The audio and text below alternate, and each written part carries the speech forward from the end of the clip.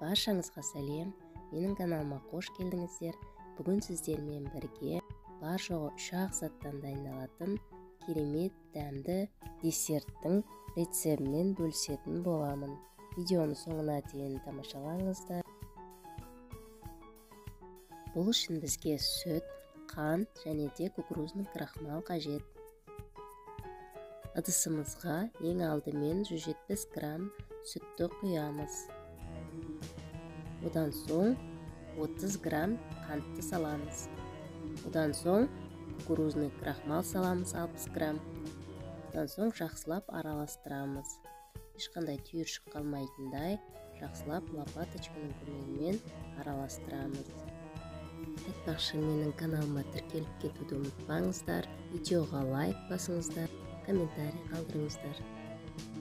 Табамызды қыздырып, сұйық массамызды құямыз. Тындырмай араластырып тұрамыз.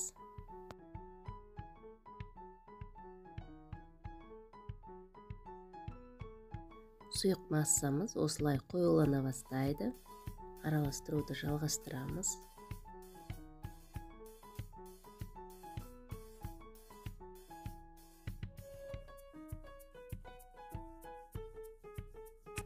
Табаның астына жабысып қалмау үшін осылай тындырмай араластырамыз.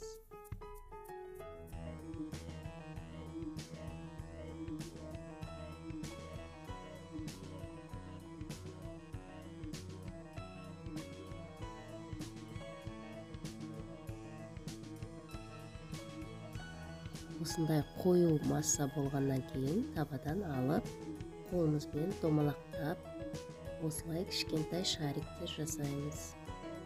Осылай домалақтап болғаннан кейін барлығының үстінен какао сеуіп шығамыз. Ерекше десертіміз дайын болды. Менің рецептіммен жасап көріңіздер.